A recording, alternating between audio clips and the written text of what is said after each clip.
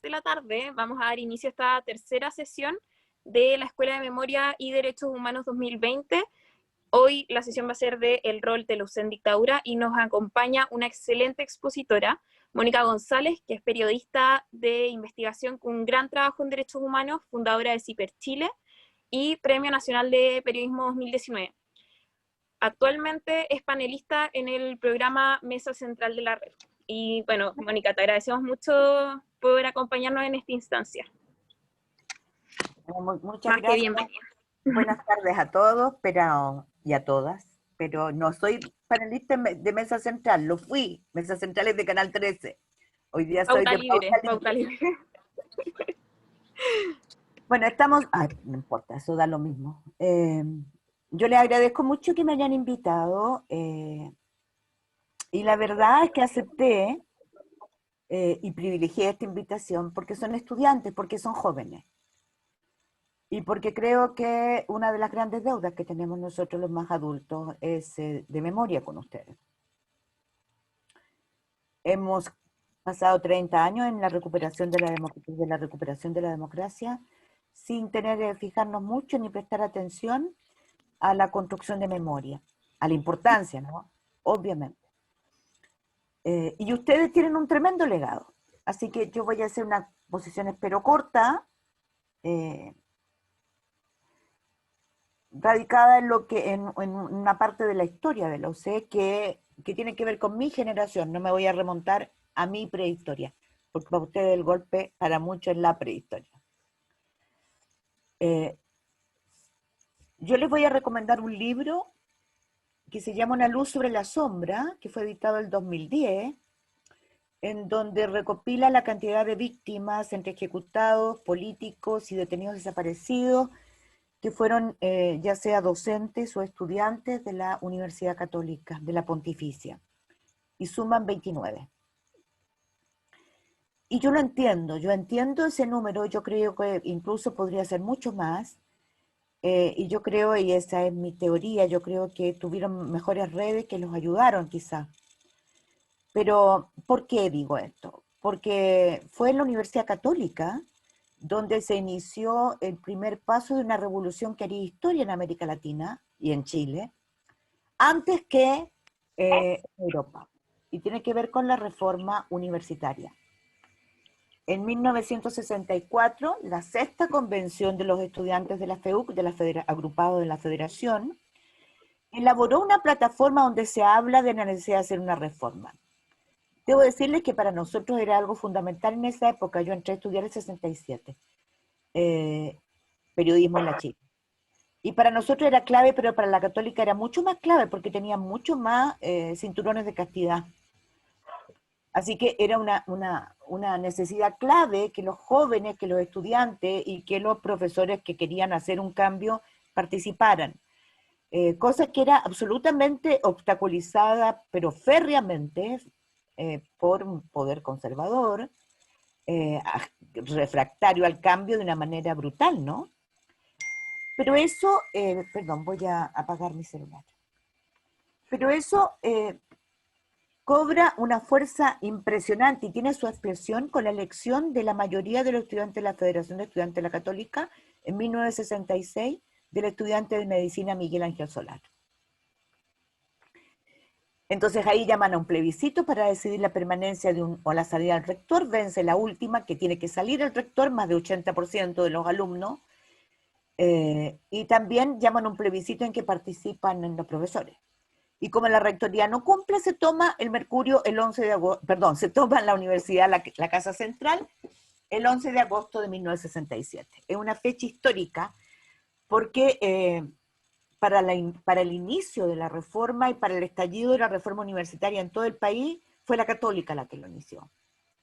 Se dan cuenta que es un año antes de que estalle el estallido de reforma que inician los estudiantes universitarios en París, el famoso mayo del 68. Aquí se hizo antes.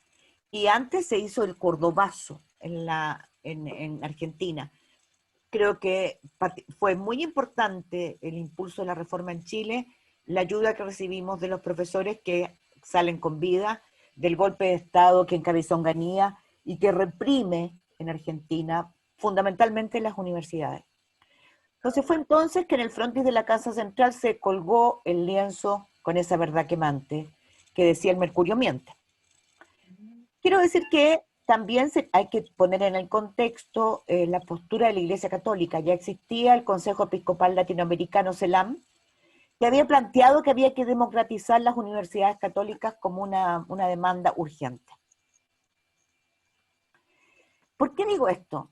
Porque aquí hay un inicio, un núcleo de brillantes estudiantes de la Universidad Católica que inician un camino de cambios absolutamente radicales en el país y que desatan el odio enconado. De hecho, en 1969, 3 años después, perdón, el gremialismo gana la Federación de Estudiantes de la Católica con Jaime Guzmán a la cabeza. Un año después gana Salvador Allende la presidencia de la República y el país se empieza a polarizar. El Canal 13, que es el canal de televisión de la Universidad Católica, se transforma entonces a un poco andar bajo la dirección del cura Raúl Azbún en un medio principal de la oposición más dura y golpista. De hecho, hay un episodio muy dramático, que es la muerte de un electricista, porque hay un intento del gobierno de Salvador Allende de interferir el Canal 13 en su línea señal hacia Concepción, y envían a un agente que nosotros sabemos después quién es, ¿no? Michael Townley, con el que estaba asociado a jóvenes de Patria y Libertad, que tenían un frente muy fuerte en la Universidad Católica. Y el cura Asbun los manda a Concepción, donde muere este electricista en forma dramática, y es la primera acción criminal que se sepa de que hace Michael Townley, quien participaría años después en el asesinato de Orlando Letelier en una calle de Washington, en el barrio de las Embajadas. ¿Cómo llegó a cambio de cuidado? ¿Era de la CIA o era de la CIA? ¿Perdón? ¿Alguien me está preguntando algo? Creo que alguien tiene el micrófono abierto. Ojalá puedan ponerlo en silencio, por favor. No, porque pensé que había un reclamo, hay algo. No, bueno, sigo.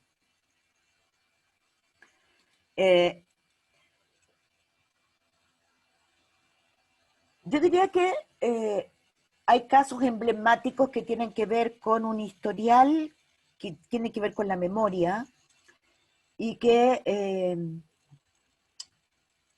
merece que ustedes como estudiantes la conozcan, pero además que de repente hay agradecimientos que no se han hecho y también reproches que no se han hecho.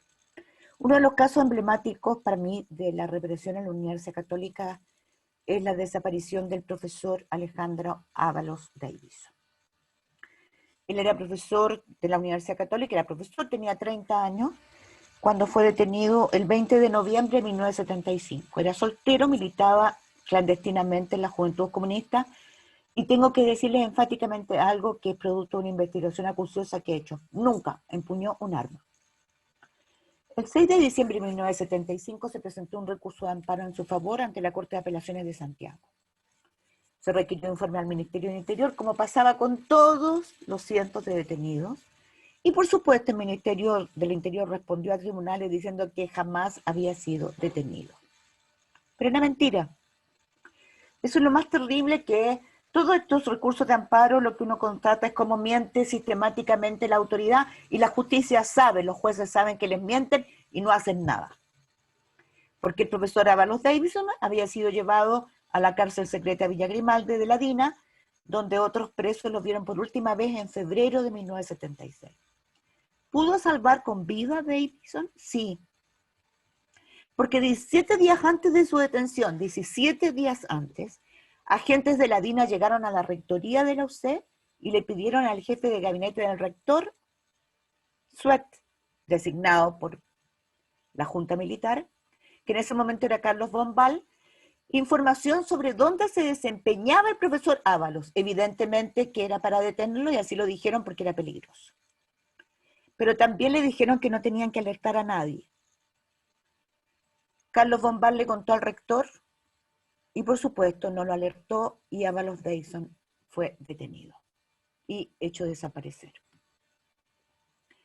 Quien alertó a su familia fue el secretario general de la Universidad Católica, el señor Francisco Bulnes Ripamonti. De no ser porque él declara el 8 de julio de 1976, es decir, 8 meses después de haber sido detenido y hecho desaparecer, no se habría sabido, no tan rápido, la verdad, pero no sirvió para nada, porque no se hizo nada.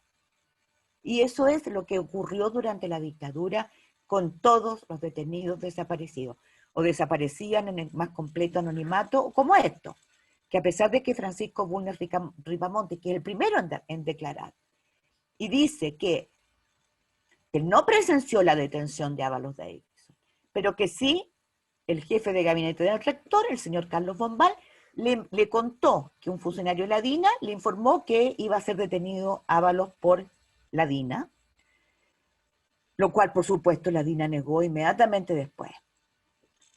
Y a pesar de que siempre lo negaron, la dictadura, el régimen cívico-militar negó siempre que Ábalos Davidson fuera detenido. Hay a lo menos 9 sobrevivientes de Villa Grimaldi que lo vieron con vida. Y esta es una página que yo quisiera que ustedes entendieran. Ustedes se dan cuenta que Chile es el único país que tiene la historia de la represión escrita en tribunales y escrita por las víctimas y por los sobrevivientes. Nunca hemos hecho un homenaje a esos documentos que a veces llevan manchas de sangre, porque la gente salía a una cárcel secreta y lo primero que hacía era quería contar a quienes había visto, los rostros de sus torturadores, un nombre, una dirección de una cárcel secreta. Por eso cuando la justicia empezó a recuperar la decencia, la responsabilidad, y se sacó el lastre de haber mentido durante tantos años y ser responsable de los múltiples asesinatos, pudo abrirse los expedientes y empezar sin problema a hacer justicia, porque estaba escrita. Dagoberto Mario Trincado Olivera, que era un constructor civil, sufrió 3 paros cardíacos, fue llevado a la clínica Santa Lucía y sobrevivió. Él lo vio. Carlos Corbalán Rojas, que es un psicólogo. Este tiene mucha importancia porque este psicólogo fue trasladado desde la Villa Grimaldi, donde vio a Ábalos, a Tres Álamos. Y allí visitó, para dar una muestra de que en Chile no había presos políticos, el presidente de la Corte Suprema. Y Carlos Corbalán, arriesgando las torturas a las que nuevamente lo sometieron, le dijo al presidente de la Corte Suprema que en Villa Grimaldi había una cárcel secreta y que allí estaba el profesor Ábalos. En ese momento estaba vivo todavía. Así lo atestiguan Cristian Esteban Fanjuri Altamirano, Óscar Patricio Orellano Figueroa, René Castillo, Gabriel Salazar, Carlos Raúl González, el ingeniero civil Sergio Carlos Requena Rueda y el economista José Miguel Moya Faurich. Todos ellos lo vieron, estaba vivo todavía. O sea, si el presidente de la Corte Suprema hubiera querido en ese momento ejercer la facultad que se le había conferido constitucionalmente, si hubiera tenido un rasgo de decencia, pudo haber salvado la vida no solamente de Ábalos Davidson, de muchos más. Bueno, poco antes del hallazgo de los cuerpos en Pisagua, el 21 de marzo del 90, cuando ya se había recuperado la democracia. Por si acaso, el hallazgo de los cuerpos también en Pisagua marca un hito, porque por las condiciones del suelo, los cuerpos están intactos. Son otros presos que por supuesto dijeron que nunca habían sido detenidos, nunca los habían asesinado, y estaban intactos. Y causó gran conmoción en el país. Poco antes, como digo, se estaban haciendo unas faenas de excavación en la mina La Escondida, en Colina, en el fondo de Las Tórtolas, en unos terrenos que habían pertenecido al ejército y que el ejército le había vendido unas franjas, unos pedazos, de acuerdo a las leyes que hicieron en febrero del 90. poco antes de recuperarse la democracia, en que se convirtieron en un holding, que pueden vender y recibir esos dineros sin dar cuenta a nadie. Se las había vendido a la mina a la escondida.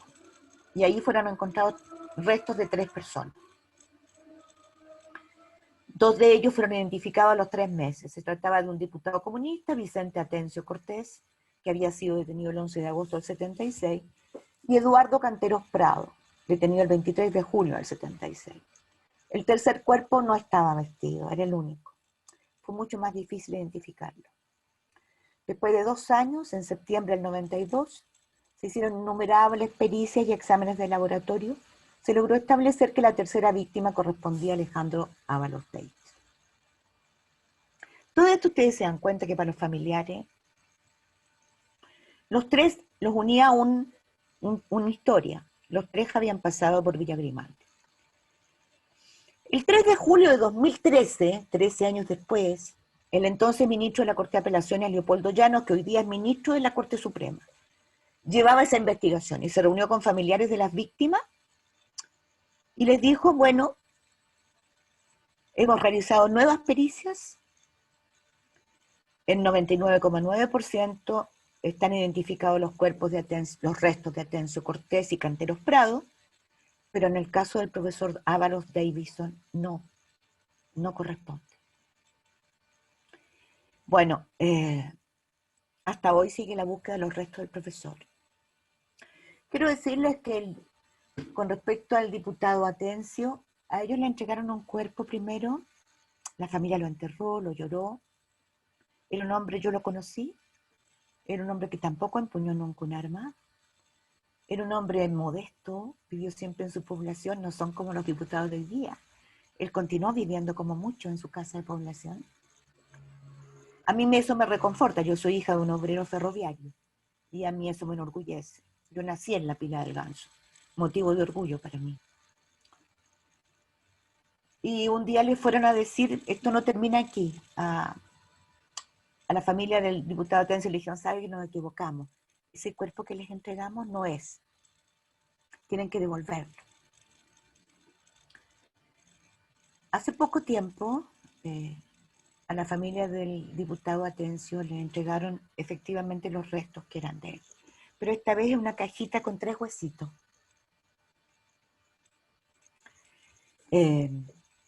Esa es la historia no contada. Ábalos no ha sido encontrado, le dijeron que lo habían encontrado y no lo encontraron. Y el otro se equivocaron y finalmente tuvieron que devolver y hay una cajita con 3 huesitos, que es lo único que queda. Otra de las personas paradigmáticas es el profesor de lenguaje Jaime Ignacio Ossa Galdames. Estaba asociado en política al Premio Nacional de Historia Gabriel Salazar, también detenido. Lo detuvieron el 20 de octubre de 1975 y también lo llevaron a Villa Grimaldi. También buscaron frenéticamente, con recursos de amparo, traerlo con vida. Pero no, apareció muerto en la Avenida España. El comunicado oficial dice que se tiró al paso de una micro porque se suicidó. Pero era falso. Otra mentira más, una mentira cruel, perversa. Porque todos aquellos que lo vieron en Villa Grimaldi, que sobrevivieron, cuentan que fue torturado de una manera tan brutal, pero tan brutal, que lo mataron bajo la tortura. En 2013 fue el fallo. Ese día, cuando se reveló la verdad, que no se había suicidado, que lo habían asesinado y se dictó condena, la familia, ya no quedaba casi nadie de la familia de Jaime Ignacio Ossa. Y esa ha sido como la tónica, ¿no? En el transcurso de estos años, las familiares han buscado. Y se mueren. Se mueren porque la justicia es terriblemente lenta. En el caso de Ignacio Reyes, quedaba la prima hermana y una sobrina, nadie más. El ministro Leopoldo Llanos, que hoy día es ministro de la Corte Suprema, que ustedes podrían llamarlo, para que les dijera cómo hizo esa investigación, porque es impresionante y porque tiene la investigación de Dávalos también. Condenó por homicidio calificado a Ignacio Ossa, a Manuel Contreras, a Marcelo Morenbrito, a Miguel Krasnov, a Rolf Benderot, a Vaclav Zapata y a Fernando Laureani. Todos ellos son de los asesinos más crueles de la DINA. Y en todo ello se ha demostrado que la demora en justicia no solamente ha sido perversa, sino que ha sido criminal.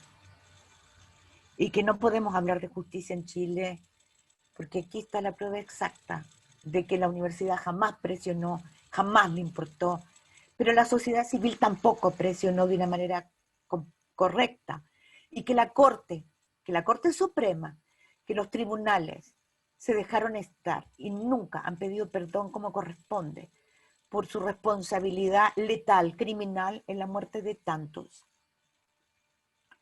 Un tercer hecho emblemático es la muerte del estudiante de periodismo José Eduardo Jara Aravena, detenido junto a Cecilia Alzamora, otro periodista que sobrevivió el 23 de julio de 1980 por el Comando Vengadores de Mártires, que se creó en venganza por el crimen de Roger Vergara. Ninguno de los dos tenía relación con ese crimen. Bueno, tampoco la universidad presionó ni hizo nada. Los periodistas tampoco pudimos hacer mucho. En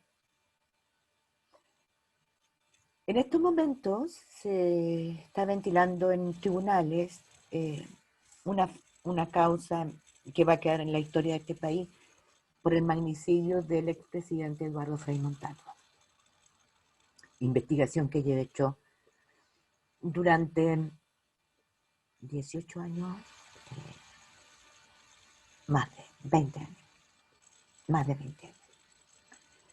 Y allí aparece nuevamente el rol de la Universidad Católica, del Hospital Clínico, en el ocultamiento de una autopsia que nunca fue pedida por su familia, y el rol de los doctores Hjalmar Rosenberg y Sergio González. Eso esconde una verdad mucho más terrible, las armas químicas, porque hasta allí llegaba el doctor de la Colonia Dignidad, que era el brazo derecho de Paul Schaeffer, y que se encargaba de preparar armas químicas con las cuales, como quedó demostrado por el ministro Cepeda de la Corte de Apelaciones de Santiago, fueron asesinadas al menos 2 personas. Las bacterias se sacaban del Instituto Bacteriológico, donde estaba Eugenio Berrío, otro químico de la DINA que creó el SARI. Yo no los quiero latear, pero ustedes, yo solamente les enuncio estos hechos para que entiendan que hay un capítulo grande y que en este momento, en este preciso momento, en los tribunales, la muerte, el asesinato de Frei Montalva esconde una montaña que este país no va a querer jamás asumir. La muerte y primero, la fabricación de armas químicas para matar a disidentes, para matar al hombre que se había convertido en el líder indiscutido de la oposición a Pinochet, después de que un 26 de agosto hablara en el Teatro Copolicán para oponerse al plebiscito, sin registro electoral, es totalmente falso, con el que se aprobó la Constitución de 1980. Eso es lo que hay que revertir hoy día, ahora. Y yo estaba en el Teatro Copolicán, y ese día jamás se me va a olvidar cómo habló Frei Montalva. El presidente Sebastián Piñera también estaba en primera fila al lado de su padre, José Piñera, uno de los mejores amigos de Eduardo Frei Montalva. El presidente Piñera fue valiente porque era gerente del Banco Talca y lo echaron. Bueno, la mayoría de la gente que estaba ahí era muy valiente porque ese Teatro Copolicán, el invierno estaba muy oscuro y estaba rodeado de hombres fuertemente armados, y esa noche detuvieron a mucha gente. Yo quiero decirles que ustedes no debieran detenerse solo en es lo que pasa con las víctimas, estudiantes, incluyendo el DUOC, y académicos de la Universidad Católica. Hay otros olvidados en este país, y les quiero contar de uno solo.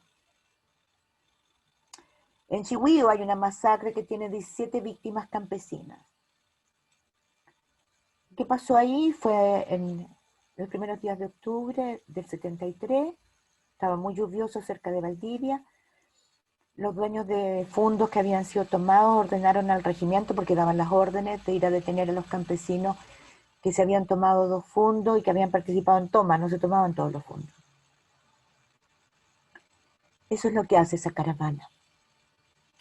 Va recorriendo los caminos lluviosos, barrosos, y va deteniendo y enrollándolos, sacándolos de sus modestas casas, miserables casas, a los campesinos, enrollándolos en alambre de púa y tirándolos a un camión.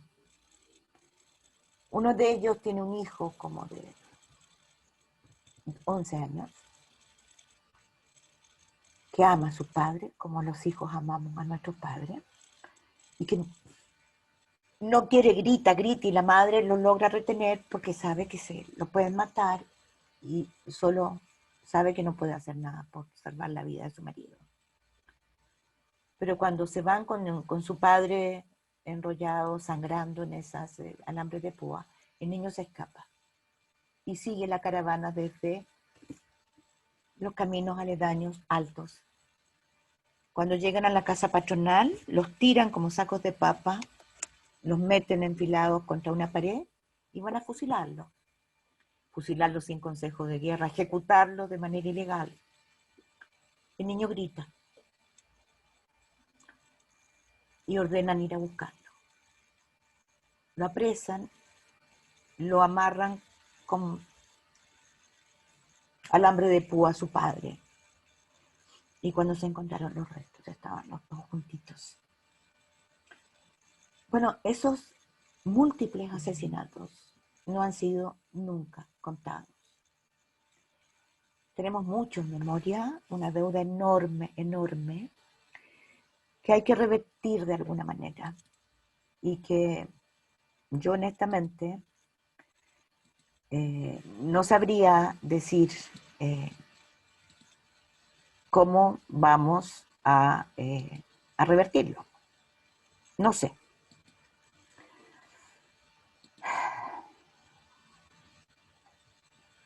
Eso sería. Digan, háganme preguntas.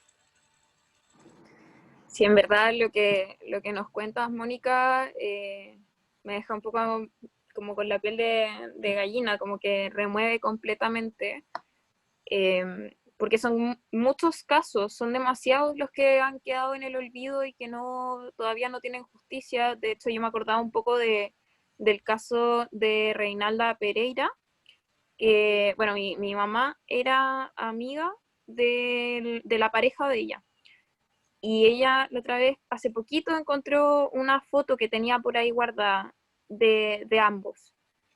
Y yo nunca había visto a mi mamá tan emocionada por todos estos temas, siempre nosotros hablábamos mucho al respecto, y uno ahí va viendo como todo lo que va dejando, o todo lo que dejó la dictadura, y ahí ella me contaba la historia de Reinalda y de su pareja y de la mamá de Reinalda, de cómo la buscaron toda la vida y como que sus vidas se apagaron en esa búsqueda y que quedaron completamente estancados buscando, y que incluso ellos murieron y todavía no tenían respuesta. Y mi mamá siempre hacía como esta reflexión, como habrá sido para mejor el que hayan muerto sin saber todo lo horrible que pasó, porque después efectivamente como que se desclasificó todo el caso, que es terrible. ¿Habrá sido para mejor o qué? Y al final uno, como a mí me pasa mucho eso, que pienso mucho en todas las tantas personas que han muerto y sin saber qué pasó con sus familiares, con sus seres queridos. Es muy fuerte, y claramente hay una deuda y que de repente uno no alcanza a dimensionar con tanta cosa que pasa en este país. Bueno, vamos a abrir el espacio para preguntas. Pueden ir ir levantando la manito y vamos a ir dando las palabras. o si no, directamente por el chat. Pero ojalá levanten la manito y, y se atrevan a hacerla por micrófono así un poquito más interactivo.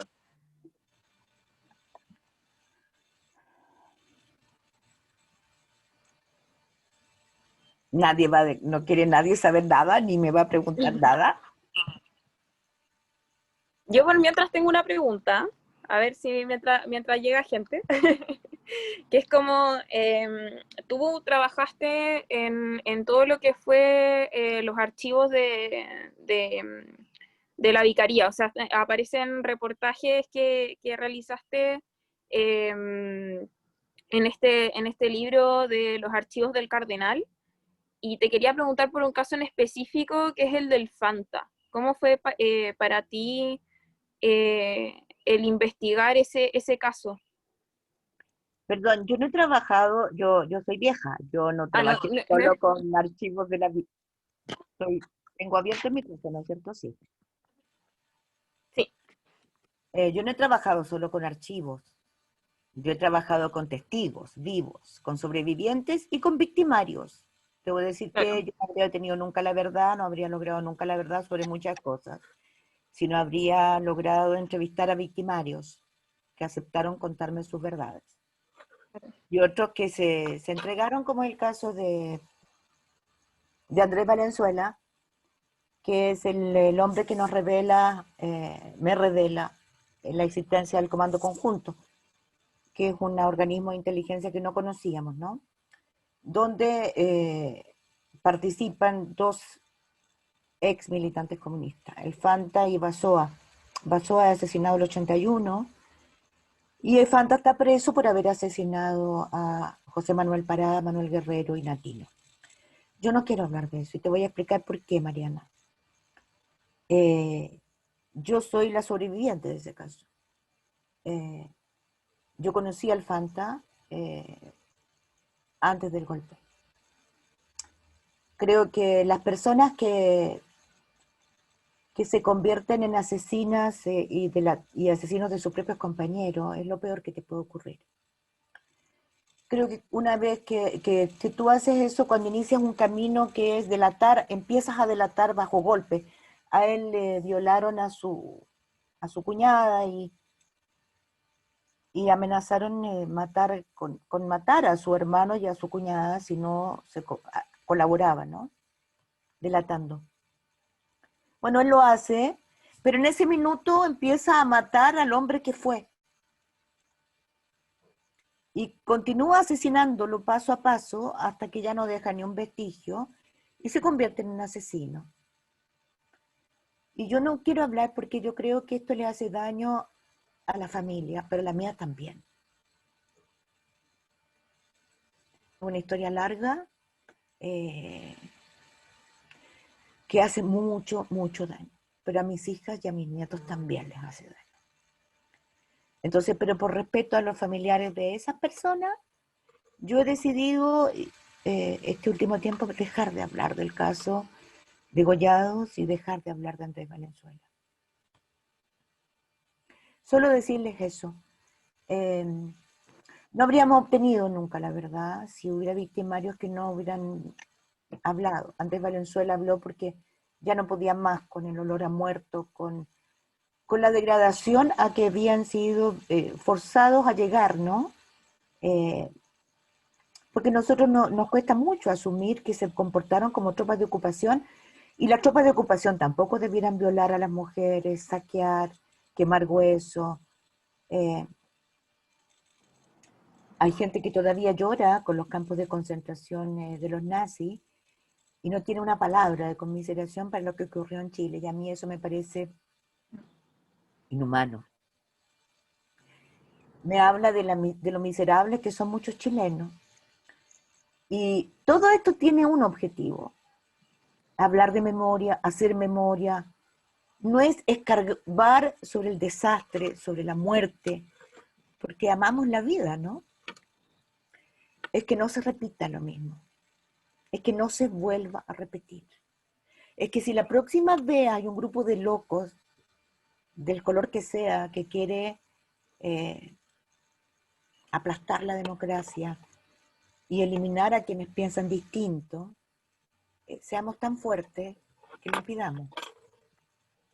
Seamos tan fuertes que logremos que prime el derecho a diser, a no estar de acuerdo, a privilegiar por sobre todas las cosas un sistema en que dirime las diferencias, en que obliguemos a una Corte Suprema, a las Cortes de Apelaciones y a los tribunales y a los jueces a cumplir su rol, a que los periodistas cumplan su rol, a que los medios cumplan su rol, a que los estudiantes y los académicos digan no, no, no, no nos van a matar, no nos van a secuestrar, no nos van a hacer desaparecer.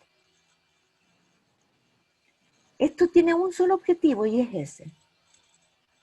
Pero para cumplir ese objetivo hay que saber de dónde venimos.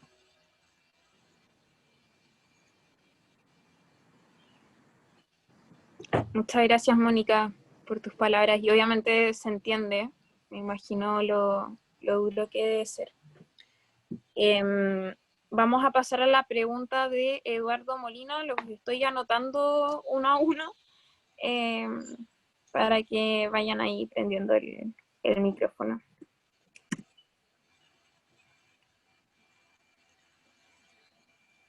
¿Eduardo? Eduardo. ¿Estás por ahí?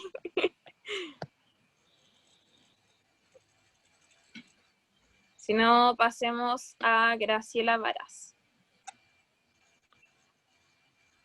Graciela. Ah, no, Eduardo todavía no le deja activar el micrófono. Esperémoslo. Sí, esperemos.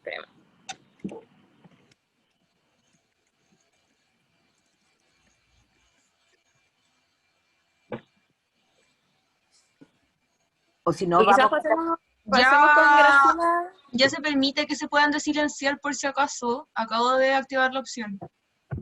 Ah, ahí sí, que me decía que el hospedador no me permitía activar mi micrófono. Te estaban silenciando, es el primer paso. No, pero esas cosas son necesarias porque a veces igual me ha pasado a mí en clases virtuales que a uno se le queda el micrófono abierto sin querer y uno interrumpe al expositor o a la expositora, entonces igual... O uno escucha como yo escuché al diputado Zafiro decir esa vieja que nos cae tan mal. Ah, sí, el momento. Bueno, primero que nada, muy buenas tardes y igual agradecer a los organizadores y a ti, Mónica, por, o sea, venir a un espacio, encuentro yo, entre comillas, tan pequeño en comparación con el alcance que usted tiene como periodista, como destacada periodista nacional, entonces igual eso habla de su calidad como profesional. Bueno, eso primero que nada, y mi pregunta, más que dirigida al rol de la UC en la dictadura, yo voy dirigido más al rol de las instituciones como tal, tomando como ejemplo una investigación que lideró la periodista Claudia Lagos, llamada El Diario Agustín, donde tenemos otro caso igual, que es la organización del Mercurio como encubridora de violaciones a los derechos humanos. Eso por un lado. Entonces quería conectarlo y traerlo al presente en el sentido de que justamente como Mariana mencionó al principio, usted en un principio era periodista en Mesa Central, pero por razones que nunca salieron a la luz, fue desvinculada de ese espacio. Y a muchos nos llamó la atención, ya que principalmente los que veíamos ese programa, lo veíamos justamente por las intervenciones que usted hacía, ya que realmente interpelaba al poder, que ese es el rol del periodismo, que debería tener el periodismo y que incluso está consagrado en el Código de Ética del Colegio de Periodistas. Entonces va enfocada ahí mi pregunta a su experiencia justamente entre estos dos programas, Mesa Central y Pauta Libre, y cómo en el día de hoy, o sea, en la actualidad, hay instituciones que siguen haciendo negacionismo a todos estos casos de derechos humanos, y no solamente en dictaduras, sino en los cometidos durante el 18 de octubre. Entonces quería preguntarle su visión sobre eso. Gracias.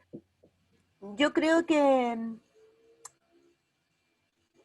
el periodismo como tal tiene una página negra y una página heroica, como siempre. debo decir que en la página heroica están muchos periodistas que trabajaron en los medios oficialistas porque hay que comer, ¿no? Hay que mantener familia, hay que mantener papá, y que ellos siguieron trabajando en medios oficiales que negaban todo, que mintieron, por ejemplo, la Operación Colombo, ¿no? Que son la muerte, el asesinato de 119 chilenos. Eso es lo otro terrible, que ustedes no tienen ni idea que eran estudiantes como ustedes, la mayoría. Estudiantes con los que yo fui a alfabetizar y pasaba todas mis vacaciones alfabetizando en el campo. En vez de irnos a bailar y a bañarnos, nos íbamos al campo a alfabetizar. Ustedes no les puedo describir la emoción que uno siente cuando a un campesino se le caen las lágrimas cuando logra poner su nombre. Y yo me puedo acordar cómo estaban vestidos, porque lo hice durante 3 veranos seguidos, con muchos de esos estudiantes que después desaparecieron. Entonces, cuando se miente descaradamente, entonces esos 119, por ejemplo, se dijo que eran terroristas, que eran guerrilleros, que habían ido a hacer la guerrilla y que se habían asesinado entre ellos. Apareció en 2 revistas que fueron financiadas por la dictadura, la revista Lea en Argentina y el diario O Día en Brasil, Curitiba. Pero la verdad es que, como yo les decía antes, la historia, los sobrevivientes de las cárceles secretas dijeron, no, estábamos nosotros aquí. Y bueno, después que, como les digo, la justicia ha rehecho ese paso, hemos podido conocer casi cada uno de los pasos que dieron esos 119 chilenos. Hay un caso terrible, pues yo me encontré esos archivos en el archivo judicial de Argentina. Un joven González, que yo me pasé noche entera sin dormir porque no lograba encontrarlo en ninguna lista, ni de recursos de amparo, ni detenido. No existía para nadie. Cuando un día revisando unos testimonios en dictadura todavía, ¿no? Revisando unos testimonios sobrevivientes, había uno que decía que lo habían detenido en una casa con Laureani, el teniente Laureani, que ustedes escucharon hace poco, que yo les dije que fue condenado por el asesinato del profesor Osa. Y que en esa casa estaba un estudiante González y que estaba al lado de él, atrozmente golpeado. Bueno, finalmente encontramos y tenía un solo familiar, que era una hermana, porque toda su familia murió, no tenía papá, no tenía abuelo, y la hermana era monja de convento de retiro, y salió una sola vez del convento para poner un recurso por su hermano. Cosas como esa, ¿no? Y ellos siempre, o sea, hubo una prensa que dijo que se mataron entre ellos, que Marta Ugarte era una mujer hermosa que había muerto por un crimen pasional cuando apareció en los muelles, y es la única detenida desaparecida cuyo, después de ser atrozmente torturada, todavía viva, le rompen el estómago con un corvo y la lanzan desde un avión, y es la única que aparece en la playa. Pero Marta Ugarte no era bella. También la conocí, y entonces hubo un periodista, 2 periodistas, a los que la DINA les pagaba, y que contaron este crimen pasional. Yo encuentro que yo les podría hablar mucho rato de la página oprobiosa, empezando por el dueño del Mercurio, ¿no? Que forma parte, se va a Estados Unidos cuando es elegido Allende, antes de que asuma, para organizar en el Comité de los 40 que organiza Nixon y Kissinger el golpe que va a derrocar a Salvador Allende 3 años después. Que paréntesis, les recomiendo que lean una columna que aparece en CIPER, que escribe Renato Cristi, que es un académico de la Universidad Católica, que está en Canadá, y que tiene que ver con la memoria de título que él encontró de Jaime Guzmán para obtener el título de abogado en la Católica, que va firmada por él y Jovino Novoa en 1970, y que legitima el golpe de Estado que va a ocurrir 3 años después. Se las recomiendo, está en la portada de CIPER. el autor es Renato Cristi. Entonces, se puede escribir, pero ¿cuál es el tema aquí? Nosotros estamos en un momento de inflexión en que todavía se siguen ocultando y mintiendo, pero hoy día es mucho más difícil. ¿Por qué? Porque existen los videístas, los reporteros gráficos, y por ejemplo, en el caso de Gatica, de Gustavo Gatica y de Fabiola Campillay, que son dos personas que perdieron la vista, ¿no es cierto?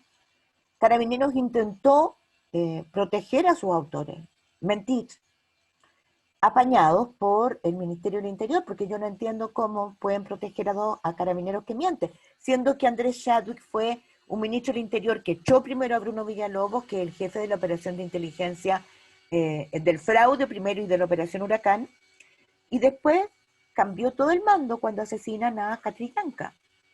Bueno, ahora no, ahora se protege a quienes mienten. Pero gracias a estas pruebas, que son audiovisuales, se logra reconstituir incluso el momento exacto de cuando se producen los hechos. Entonces yo creo que hoy día el periodismo tiene pocas probabilidades de mentir mucho tiempo. Se miente más en corrupción, pero en represión es mucho más difícil. Y yo creo que estamos en un momento de inflexión en muchas profesiones y yo creo que el periodismo tiene que reformularse. Tiene que reformularse en cuanto a su formato porque está en crisis. Hoy día en el canal de la Católica despidieron a 20 personas, a 50 personas. Se vienen despidiendo gente en los canales que están en crisis por la publicidad, ni hablar de los diarios que han desaparecido, los diarios escritos y revistas en papel que han desaparecido. Pero lo que está en crisis es el contenido, el formato y las noticias falsas. Entonces yo creo que hoy día hay códigos de ética que exigir y los estudiantes deben exigir en sus escuelas que el código de ética sea obligatorio. O sea, no puede ser posible que en la escuela de periodismo de algunas universidades la ética sea filosofía. No, la ética se mastica, se huele, se palpa, duele. Duele y reconforta. Y hay que seguir la ética y respetarla hasta que duela. Pero no puede ser posible que no se enseñe con ejercicios prácticos en cada momento. O como no puede ser posible, y no me quiero distanciar porque finalmente pasa a ser lo mismo, que los estudiantes acepten que haya abogados que enseñen a hacer triquiñuelas para evadir impuestos, que se llama eludir porque nadie va a la cárcel, o llevar platas a los paraísos fiscales, porque significa restarle dinero al erario nacional para hacer políticas que podrían mejorar la vida de los más pobres. Pero se ha aceptado durante siempre. Entonces tenemos como una doble vida, y eso también se expresa en el periodismo. Se acepta que los medios mientan, no se les enjuicia. O sea, si uno piensa en la Operación Colombo, fueron contando desde mucho antes, yo logré reconstituir toda la operación, y entonces, a partir de los archivos de la DINA que encontré en Argentina, que me costó muchísimo, que los encontré en dictadura, en el 85.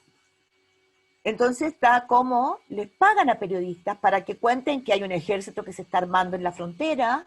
Mentira, no hay ningún ejército. Entonces uno hoy día, llevándolo hoy día, uno tiene que ser muy cuidadoso. Hay laboratorios que son pagadas por las grandes empresas de energía. La Exxon es una gran pagadora de laboratorios hasta de premios Nobel para que nos traigan informes que digan que no existe el cambio climático. O ahora nosotros vemos que el presidente de Estados Unidos nos decía que no existía el virus, ¿no? El coronavirus. O sea, la universidad tiene que dar un sacudón, porque frente a la industria de noticias falsas, requerimos profesionales, un ejército de profesionales que defiendan a los ciudadanos de las noticias falsas criminales. Ya no es solo responsabilidad de los periodistas. ¿Te contesté? Sí, muchas gracias por la respuesta. Graciela, ¿tú querías preguntar? Sí, ahora vamos a hacer como juntar las preguntas porque tenemos varias como en espera, entonces ahí tú le puedes dar como una unificación, por decirlo así.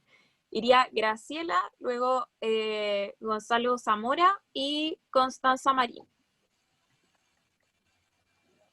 Hola, ¿te escuchas? Te escucho, Graciela. Primero decir que es un honor hacerle una pregunta a usted y que encuentro muy loable de que usted diga, no, de eso yo no voy a hablar. Siempre lo he admirado porque lo he visto en otra entrevista. Y bueno, lo que les quería preguntar es que yo fui a Villa Grimaldi, por el colegio. Ahí nos hablaron mucho del rol de la mujer post golpe de Estado. De que muchas mujeres, mamás, hermanas, abuelas, que nunca habían tenido como un rol militante o que nunca habían marchado, se convirtieron en la principal resistencia en la dictadura, con manifestaciones como Somos Más. Recuerdo haber visto el video y también recuerdo haberla visto usted, recuerdo haber visto el video y de mujeres mayores soportando el agua del guanaco o los gases lacrimógenos. Entonces quería saber cuál es su visión y también mencionar la Cuecasola y mencionar muchas agrupaciones que son lideradas por mujeres. Me gustaría preguntarle cuál es su visión respecto a este fenómeno. ¿Qué más? Muchas gracias por Gracias a ti, Graciela. estar. Muchas gracias. Así que ojalá intenten hacer cortitas las preguntas para que se puedan contestar más y estemos bien en el tiempo, ¿ya? ¿Hago la pregunta nomás? Sí, hágala nomás. Ya. Primero que nada, como ya han hecho mis compañeros, agradecer por toda la instancia y la oportunidad de escuchar a una persona del calibre de usted. Y quería preguntar así bien directo, porque hace poco Piñera le preguntaron sobre si iba a haber una conmemoración para el 11 de septiembre y todo el tema, y dijo que es un tema que, o sea, él dijo como que es una situación que divide a la población chilena. Y yo en lo personal encuentro que creo que debería ser mucho más lógico que no nos divida, y sino que derechamente todos deberíamos condenar lo que pasó, las violaciones a los derechos humanos y todo el tema. Y pensar que hasta al día de hoy actualmente hay mucha gente que dice que para qué conmemorarlo, dejémonos en el pasado, ya pasó. Como, ¿cuál es la mirada así que usted tiene en ese aspecto? Como, ¿cómo tratamos a las personas que aún tienen esos pensamientos y que aún sienten que lo mejor es dejarlo atrás y hacer como que simplemente no pasó? ¿O pensarlo como un conflicto más dentro de la historia, como sin darle la relevancia que debe merecer? Eso. ¿Qué más? Ay, hola. ¿Constanza? Sí, Constanza. digo yo. También agradezco mucho como su participación acá y la organización de este foro. Como es un honor. Tengo como dos preguntas que quizás se pueden mezclar un poco. Que pensando un poquito en todo este caso de impunidad, de que hayan como 100 casos de impune como un magnicidio como al expresidente Frei Montalva, y tantos otros casos que durante la dictadura fueron tan terribles y que siguen impunes, como ¿qué hacer como con la impunidad en ese caso? Porque siento como que creó como una costumbre como quizás en la cultura chilena, no sé, de que siempre va a haber impunidad. Como de que si en cosas tan graves como es impune, ¿cómo vamos a buscar justicia en cosas que tienen 1000 barreras más? Como, ¿cómo reconstruir esa impunidad que quedó y que tiene que ser como reparada?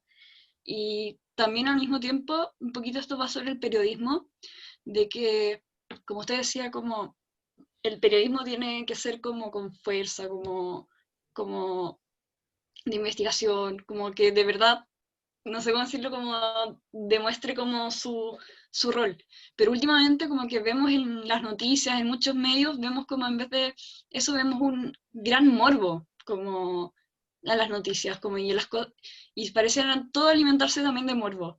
También cómo cambiar como el periodismo de eso y poder como que retraten las cosas sin caer en el morbo de las víctimas al final. Eso. ¿Algo más? Ahora, como dar el espacio para responder y luego seguimos con la pregunta. A su orden, Sargento Mariana. Bueno, primero sobre el rol de la mujer me encantó esta pregunta porque me permite responder en dos dimensiones, ¿no? Una, efectivamente, yo creo que no se ha hecho, hay tantas cosas que no se han hecho. No se ha hecho un estudio que tenga que ver con la maldad que se hizo con el PEN y el POC. PEN y el POC son dos programas de empleo mínimo en que se le pagaba a los hombres el mínimo, mínimo, mínimo, mínimo, ni siquiera alcanzaba para comprar 1 kilo de pan diario al mes, por transportar piedras de un lado a otro y en la semana siguiente había que volverlas a poner en el lugar de donde primero venían. Eso tuvo un objeto, ¿no? Restarles el amor propio a trabajadores chilenos que tenían una gran capacidad de lucha y eran muy dignos. Y eso significó que ese macho proveedor, que en las poblaciones siempre se le daba el principal plato porque era el que trabajaba fuerte, duro, para traer alimento a la casa, dejó de ser el macho proveedor.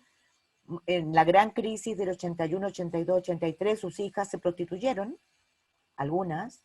Eso me tocó verlo, yo vivía en Hermida, ahí en la esquina, era un horror. Y las mamás salieron a lavar casas, ropa ajena, a limpiar casas ajenas. Es la primera gran salida, pero perdón, es la segunda, porque la primera es cuando detienen principalmente hombres y son las mujeres, mamás, hermanas, hijas, esposas, las que salen a recorrer hospitales, comisarías, regimientos, campos de concentración, centros de atención de personas con discapacidad mental, todo.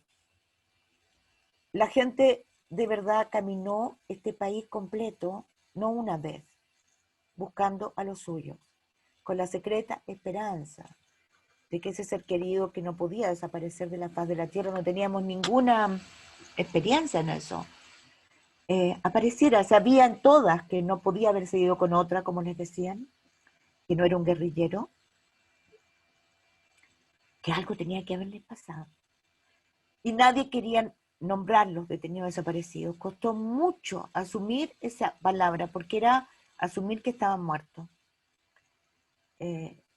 Por eso hoy día cuando se dice con tanta liviandad, ustedes tienen que entender, o sea, qué difícil es decir, mi padre es un detenido desaparecido. ¿Se imaginan ustedes con sus papás? Mi hermano. Bueno, por eso la gente los busca hasta el final, ¿no? Yo buscaré a mis amigos hasta siempre. Nunca, nunca voy a dejar de buscarlos. Bueno, y claro, se convirtieron poco a poco en el principal foco de resistencia. Mujeres mayores se encadenaron a las rejas de la CEPAL porque exigían con angustia que les dieran una respuesta, lo mínimo. Si es muy criminal. Hay un rito ancestral que es enterrar a tus muertos. No nos dejaron. Ojo, por eso que es muy importante lo que está pasando ahora con los 16 muertos por el COVID.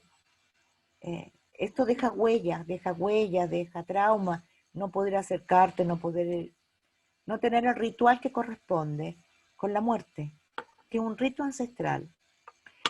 Pero también aquí hay una página que hay que decir. Bueno, yo participé, yo no era vieja en ese tiempo, era jovencita. Y sí, enfrentamos porque queríamos que la muerte se acabara. El objetivo fue. Una seca y ya le voy a sacar una foto para que me crean. Catalina, tienes abierto tu micrófono. Yo creo que no conozco a ninguna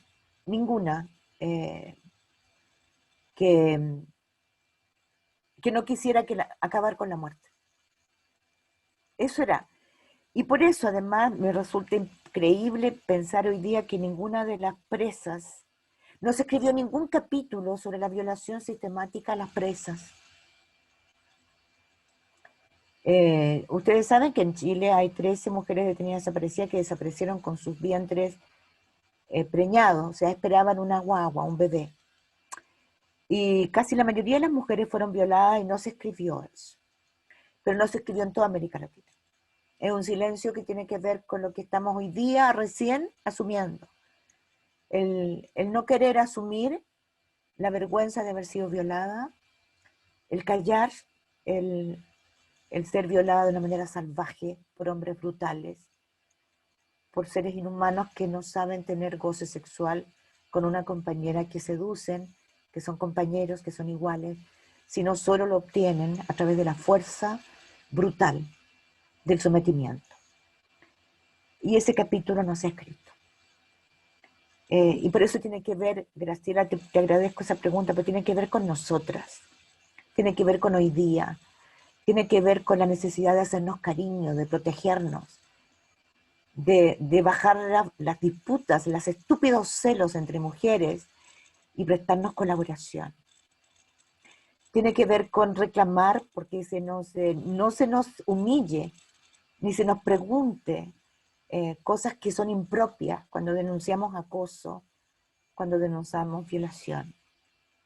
Y en eso ustedes son mi esperanza. La pregunta de Gonzalo. Piñera se equivoca, el presidente Piñera. Yo creo que el presidente tiene que recuperar su origen. Yo les conté que,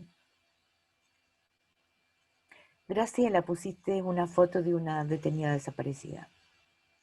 No me hagas emocionar más porque estamos ahora del 11 y tengo que estar enterita hasta que termine, ¿ya? Usted me ha hecho emocionar mucho más. Ayúdame. Yo creo que el presidente se equivoca. Él estuvo ese día 26 de agosto en el Capolicán. Él sabe lo que fue la lucha y la negación de los crímenes y quién es el rol del ministro del Interior, Víctor Pérez. Él fue alcalde en Los Ángeles. Yo fui a investigar los asesinatos de estudiantes como ustedes en Mulchen. Y yo entraba en el 85 a una calle y al poco rato se vaciaba la calle porque estaba todo el mundo lleno de miedo, el 85, perdón.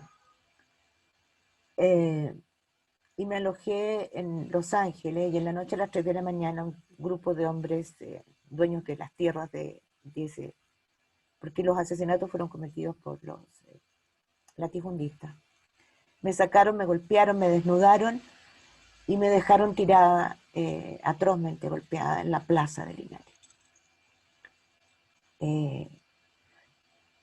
¿Cómo no saben con quienes se juntan, que lo que hacen? Sabe que no es una fecha que divide. Lo que divide es la negación. Lo que divide, y en esto quiero ser... cuando él habló él ha hecho un aporte maravilloso, los cómplices pasivos. Yo creo que hay cómplices pasivos de la corrupción, hay cómplices pasivos del desamor, hay cómplices pasivos de la impunidad, hay cómplices pasivos de la violación a los derechos humanos sistemática y de la negación. Y yo creo que el presidente podría haber ayudado muchísimo a abrir camino a la verdad, como lo podría haber hecho la Corte Suprema, que lo paró. Ya no se habla de aquello. De hecho, Hay una jueza, una ministra que estuvo relacionada con la mentira absoluta. Hay un reportaje que yo escribí hace poco en el CIPER. Y lo que recibí fue una reprimenda del presidente de la Corte Suprema porque, ¿cómo se me ocurría, no? Interpelar a una ministra de la Corte Suprema. ¿Cómo me permito? Con la verdad. Yo creo que todavía estamos a tiempo y ahora cuando enfrentamos una época tan decisiva en nuestra historia, porque estamos entrando en una etapa decisiva por el plebiscito, no podemos dejar que nos dividan. No podemos dejar nunca de condenar la violencia, venga de donde venga. Nadie puede legitimar la violencia. Ya vivimos suficiente horror para legitimar la muerte, el asesinato, la quema de cabañas, casas, de quien sea, por imponer mis ideas. Hay paramilitares en el sur de todos los lados. Hay que aislarlos. En nuestras poblaciones hay delincuentes que se hacen pasar por activistas. El narco se está tomando nuestras poblaciones. Por eso que es importante que el Ejército por la Vida asuma su rol. Y esto lo ligo, la pregunta de Gonzalo, y por eso creo que el presidente Piñera perdió una gran oportunidad de unirnos detrás de una verdad, detrás de la justicia, verdad y reparación. Reparar no significa hacer una calle, hacer un homenaje, aunque yo se lo agradezco al rector de la Católica. Yo se lo agradezco muchísimo. Yo creo que el rector Sánchez ha hecho una gran labor. Ha iniciado un camino que era muy necesario. Que se hable de ellos, que se sepa cómo se llamaban, quiénes son. Pero lo que no sabemos todavía es lo que soñaban. Yo les podría contar a algunos cómo amaban, cómo pasaban sus vacaciones, ayudando a otros. La mística que tenían. La vocación de terminar con el círculo de miseria. Nos falta hecho, en qué soñaban. Y yo lo quiero unir con la pregunta de Constanza con respecto a la impunidad. Sí, se nos ha hecho costumbre, producto de esa impunidad, pensar de que aquellos que asesinan, aquellos que matan por razones políticas o económicas, quedan en la impunidad. Yo creo que eso es lo peor que le sucede a un país. Pero ¿saben qué? Es lo peor que le sucede a los seres humanos. Los corrompe. Les corrompe el alma. Porque no estamos hechos para eso. Para mí el mayor orgullo es saber que yo no soy como ellos. De que yo no voy a levantar y empuñar un arma contra alguien que piense distinto a mí. Distinto es que vengan a querer matarme o matar a los míos. Porque ahí sí que voy a ser guerrera. Nunca más cordero. Nunca más cordero. Pero la impunidad solo se combate con justicia y con verdad. Por eso que es tan importante que en los casos del 18 de octubre en adelante sepamos quién incendió el metro, quién dejó sin vista a Gustavo Gatica, a Fabiana Campillay y a tantos otros. Sepamos la verdad sobre los más de 20 muertos, pero también que no permitamos nunca más que haya impunidad en aquellos que roban millones de millones que se le quitan a las políticas públicas que combaten la pobreza.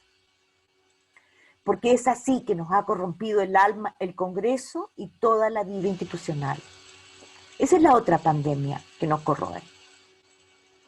Y ustedes tienen un gran rol. Por eso que insisto en la ética, en que conozcan cómo no pueden permitir que les enseñen a hacer triquiñuelas, en que denuncien a quienes los hacen, en que no permitan que se imponga ni la impunidad, ni la cultura de la muerte, ni de la mentira.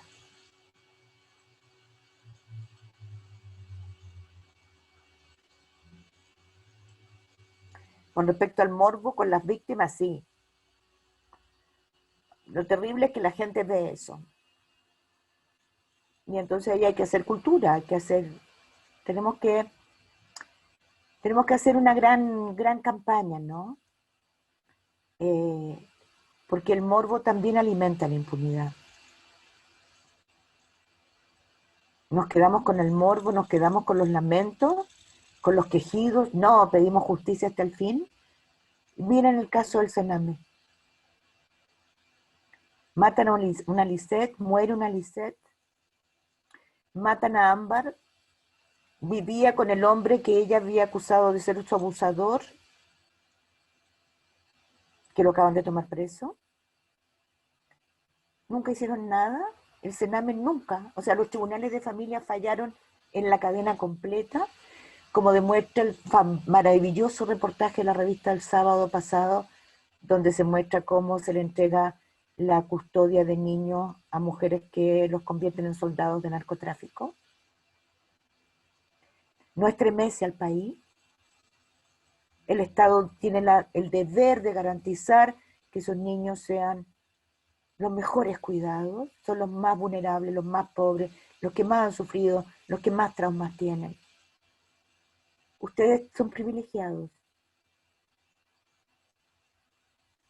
¿Y cómo permitimos eso? Yo no lo sé. Me lo pregunto todos los días. No puedo creer que se nos haya acabado las ganas de luchar por un país mejor. Esa corrupción es impunidad. Entonces sí, nos hemos acostumbrado a que los asesinos, los criminales, los que se enriquecen a costa de las platas de los pobres, no van nunca a la cárcel.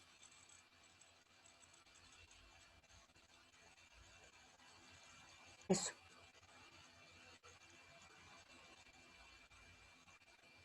Muchas gracias, Mónica, por la gran respuesta. Me deja como estremecida todo, porque es todo muy, muy fuerte.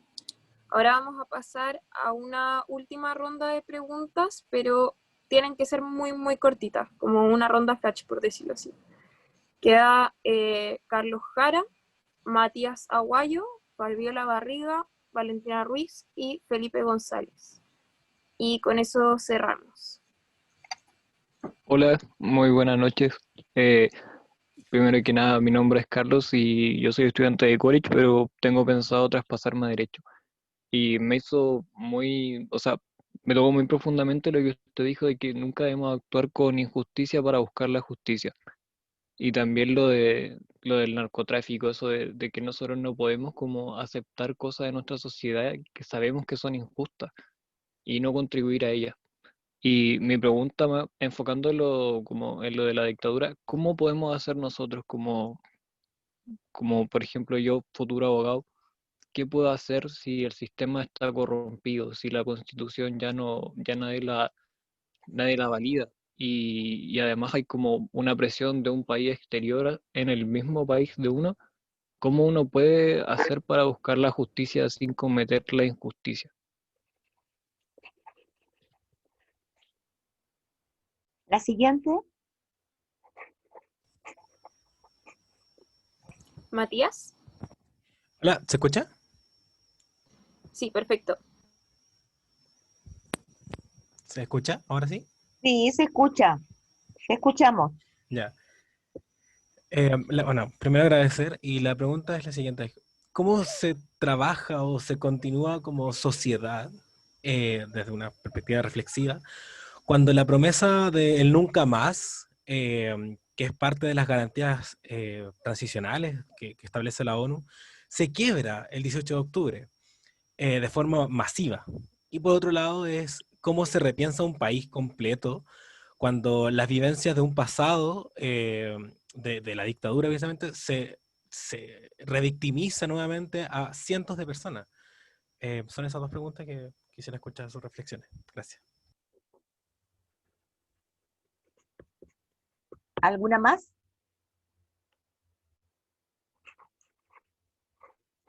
Fabiola, luego Valentina y por último Felipe González.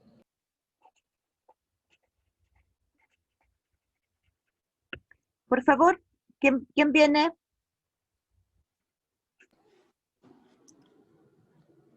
Si no, Valentina Ruiz. Hola. ¿Se me escucha? Sí, te escuchamos, Valentina.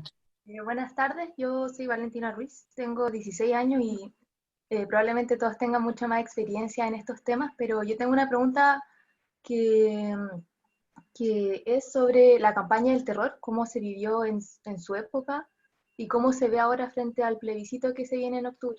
Eso, gracias. ¿Qué más? Yo. Hola Mónica, mi nombre es Felipe, estudio Derecho y quisiera preguntarte algo que tiene que ver con tu rol de profesional como periodista y también el rol que has ejercido como profesional investigando sobre todos estos crímenes de lesa humanidad a nivel internacional y en cuanto a legislaciones nacionales también en Europa. Hay legislaciones que establecen como delito el negacionismo y es sancionado con penas punitivas muchas veces. Hay casos que tribunales internacionales han intervenido, pero se centran particularmente en el Holocausto. Y como esto también tiene relación con racismo y otros temas que coartan al fin y al cabo la libertad de expresión. Mi pregunta va dirigida a eso, si tú crees que en Chile podría establecerse el negacionismo como delito o sancionado de otras formas, como para coartar esa libertad de expresión y si crees que debiese aplicarse como a la dictadura. Eso, gracias. ¿Hay una persona más, parece? Fabiola, que no sé si estará por ahí aún, y si no, ya cerramos preguntas por honor al tiempo. Ya, parto. Primero, me encantaron sus preguntas y les agradezco muchísimo el tenor de ellas. Me gustan. Reflejan una inquietud genuina por lo que está sucediendo y por mejorar, ¿no? Carlos, futuro abogado. Yo creo que tienes un gran ejemplo, ¿no? Carlos Gajardo, uno nuevo, por nombrar a uno que recién. Carlos Gajardo fue fiscal, un gran fiscal. Acuérdense que no solamente tuvo juicios de financiamiento político ilegal, él resolvió el crimen del joven que fue asesinado por esta mujer, ¿cómo le decían? La Quintrala, ¿no? La de seminario. La que asesinó a su esposo, al compañero de su esposo, que su esposo era, después de que se separó de ella, se declaró homosexual y tenía una pareja, los mató a los dos, y asesinó a este joven, que era el pololo de la hija de su hermana. Él resolvió ese asesinato, él resolvió el asesinato del caso, o sea, perdón, los casos de corrupción del caso Fragata, y cuando no pudo continuar con el financiamiento ilegal de la política, porque vino la presión del gobierno y de impuestos internos, de cerrar todas las puertas, renunció. Sin mayor escándalo, pero se fue. No se fue a ganar dinero con Pablo Norambuena, que son los dos fiscales, ¿no? No se fueron a ganar dinero a servir al poder económico, como siempre lo hacen. No, ocupó su sabiduría, no, que el gran negocio esto de las sillas musicales. Yo estoy en el sector regulado de la electricidad y después me voy a trabajar a una eléctrica porque conozco cómo se burla la regulación de las eléctricas. Y en todas las áreas se hace eso, la sillita musical. No, Carlos Gajardo se dedica a ganar una plata con Pablo Norambuena, a ganar un dinero correcto, en casos correctos. Y yo creo que no es una regla de que para hacer justicia, para buscar la justicia, debas violentar las reglas. Es como si yo dijera que para hacer buen periodismo tengo que violentar las reglas éticas. No, yo no le voy a pagar a una fuente. Si quiere vender su información, búsquese a otro periodista. Conmigo no. O sea, yo obtener un logro a costa de violentar las mínimas normas eh, de la corrección de la ética y de la justicia es finalmente terminar haciendo un gran perjuicio a la sociedad.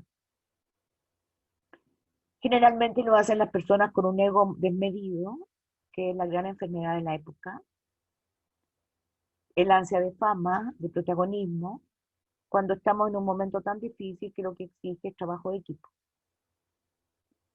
Y ustedes deberían aprender eso rápidamente. Entonces yo no creo en eso. Pero también creo que no es que la injusticia se imponga. No, no, no, no. Bueno, yo de hecho, si no, no tendría la convicción ni la fuerza para seguir trabajando. Porque bruta no soy, ni enferma de aquí tampoco. Yo amo la vida. Y creo que la satisfacción de avanzar en el camino de correr la línea del horizonte, de la libertad de expresión, de la justicia, cada día es una gran, gran empresa. Matías, ¿qué estudias? No, yo soy historiador. Ya Qué egresé. manera de tener buen lenguaje, me encantó. Me encantó la Muchas gracias. conceptualización. ¿Cómo se trabaja con la promesa del nunca más cuando se quiebra?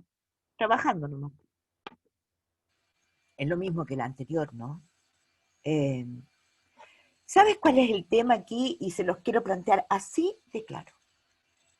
Si dejamos que se imponga el negacionismo, si dejamos que se imponga la impunidad, si dejamos que se imponga la injusticia, si dejamos que se impongan los abusos, ¿cuál es el resultado? Sumando, restando, que le dejamos a los jóvenes de las poblaciones, a las madres que hoy día son jefas de hogar, mayoría solas en los hogares más pobres de Chile, que no hay ninguna vía pacífica para obtener vivir en una sociedad y obtener rédito pacífico, que solo queda destruirlo todo, porque no me dan ni una posibilidad de tener ni un trabajo digno, ni una vivienda digna, ni poder criar a mis hijos lejos del narcotráfico, ni de poder hacer el amor para las mujeres, porque es un lujo asiático. Entiendan, para miles de mujeres hacer el amor es un lujo asiático.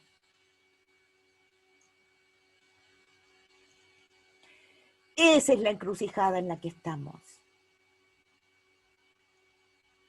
No se trata de justificar la violencia, pero si yo le digo una y otra vez que a los que suben los precios de los medicamentos y se coluden subiendo los precios de los pollos, de los medicamentos, del papel, hay clases de ética para ellos como castigo. Que para los que financian la política ilegal, y significa que me están vendiendo medidores inteligentes, pero los tengo que pagar yo. Que la ley de pesca está llena de triquiñuelas. Que las ISAPRE, la mitad de las ganancias, eran porque se negaban a rebajar los planes para las mujeres. O sea, las mujeres, con nuestros sobreprecios de planes, representamos el 50% de las millonarias ganancias de las ISAPRES. Si nosotros le estamos diciendo todos los días a la gente que se va a incendiar el país por el 10% del retiro de la AFP y no se incendia el país, todo lo contrario, y la gente puede tener un pequeño alivio, porque las ganancias de la AFP son tan estratosféricas que nada se incendia. Lo que estamos haciendo es decirle, no hay camino pacífico. Y yo ya conocí eso. Cuando yo era adolescente, en muchos países de América Latina se agotaron las vías pacíficas y quedó sembrado de muertos y desaparecidos el continente. La mayoría jóvenes. Allende encarnó algo que es una maravilla, ¿no? Hacer transformaciones democráticas sin necesidad de matar y sin necesidad de que te maten. Porque hay que ser loco para empuñar un arma, po. Pero a veces no te queda más camino, ¿no? Bueno, nosotros tenemos que trabajar en Chile para que la política del nunca más no se quiebre, se recomponga, para que haya reparación, para que haya justicia, para que creemos y abramos los caminos donde se ilumine con algo de justicia, algo de verdad y algo de reparación. No por revivir los dolores del pasado, porque hay que dar vuelta a la página. No, señor. No, señora, no me cuente historias. A usted lo que le molesta es que sus hijos cuando le pregunten, oye, mamá, papá, ¿y tú qué hacías cuando mataban gente? Yo era cómplice, fíjese. Estamos llenos de cómplices. Silénciense, cállense. Pero hoy día déjennos construir un país distinto. Váyanse con sus vergüenzas a hacer manda, hagan lo que quieran, porque lo mismo pasó con los abusos de la iglesia. Les entregaron sus hijos a curas abusadores y silenciaron, se callaron, los protegieron, como protegen a los asesinos. Entonces, la pregunta de Matías es fundamental. No hay que revictimizar, hay que impedirlo, porque no le hemos rendido homenaje a aquellos que no quisieron cobrarse venganza por su mano. ¿Cuántas mujeres violadas se encontraron con su violador así? O con el hombre que asesinó a su papá, a su hermano. ¿Y no lo mató? No por cobardía, porque optó por un camino de justicia para no volver a revitalizar el cordón de la violencia. Valentina, tienes 16 años, pero haces una pregunta clever, campaña del terror. Las campañas del terror se combaten con la vida, con ejemplos de vida, desarmando las mentiras. Pero las mentiras son muy burdas, son terriblemente burdas. Por eso que necesitamos un ejército de personas que combata la mentira. Las campañas del terror buscan inmovilizarnos, porque el terror te paraliza. Ustedes son jóvenes, yo creo en ustedes. Ustedes son mi esperanza. Esas campañas del terror vamos a ser capaces de derrotarlos todos juntos. No nos pueden paralizar. Estamos en un momento muy complejo en el mundo, en que la democracia se debilita. Yo soy defensora del lector del Faro del Salvador. Y allí hay problemas gravísimos con el debilitamiento de la democracia. Acabo de escribir una columna en el Faro sobre aquello, de cómo se negocia el gobierno con las pandillas, con las maras asesinas, para lograr apoyo electoral para ganar el Congreso. Estamos viviendo un momento muy complejo. En Chile no asumimos que hay grupos radicales armados y que hay un narcotráfico coludido con los delincuentes y que se está tomando las poblaciones. Y hay gente que lo usa como si fueran los activistas sociales que son los violentos. Hay que separar. Felipe, yo no creo que sea tan fácil en Chile castigar el negacionismo. Porque desgraciadamente están casi todos vivos. Yo le acabo de nombrar qué pasó con el caso Dávalos. ¿Cuándo el señor Felipe Bulnes Ripomonti le han rendido un homenaje en la Católica? Nunca. Ni siquiera ustedes. Perdón. Y él fue muy valiente el año 76. Había que ser muy valiente para irse en contra de todo su sector, de sus cercanos. ¿Por qué?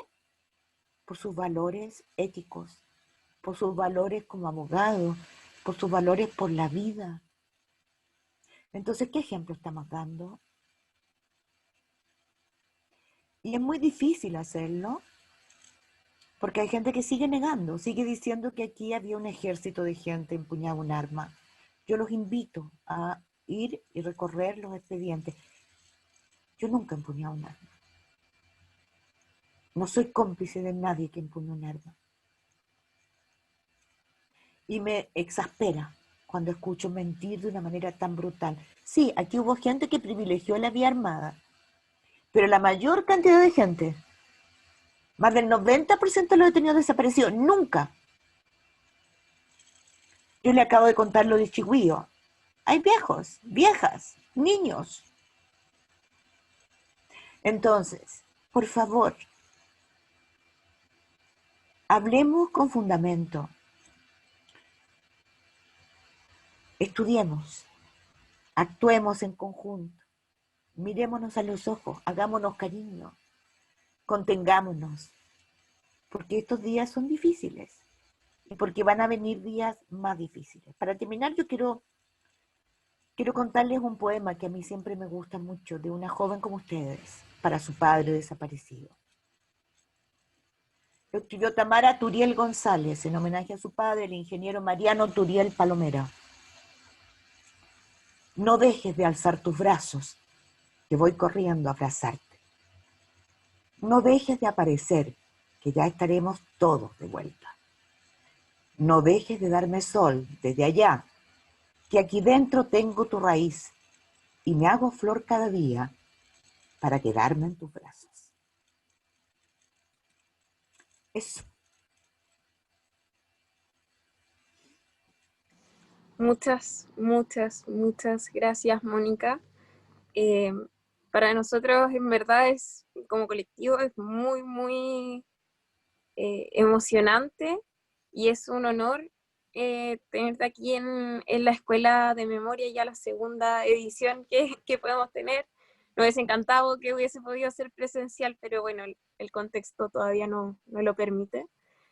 Y bueno, eso, agradecer muchísimo tus palabras, tu sabiduría y sobre todo esa esperanza y también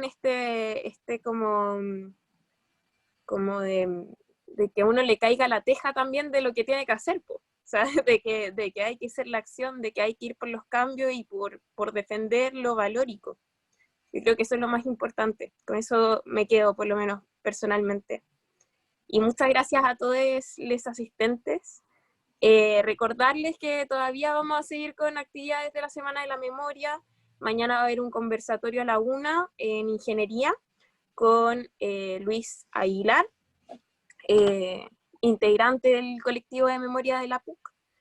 Y bueno, también van a haber muchas actividades del Museo de la Memoria. Va a estar la ya tradicional sintonización de lo que fue la transmisión de radio del 11, así que si pueden verla vía streaming, denle, es muy emocionante. Y bueno, recordarles también que la próxima sesión es el martes, es de Memoria Feminista y Disidente con la historiadora Brandy Townsend, así que les esperamos. Que estén muy bien.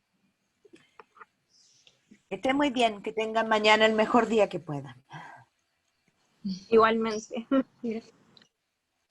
Gracias, Mónica. Chao. Gracias. Gracias, Mónica. Muchas gracias. Chao, muchas gracias. Chao, muchas gracias. Gracias. Chao, Gracias. Chao, muchas gracias. Chao, gracias. Chao, Mónica.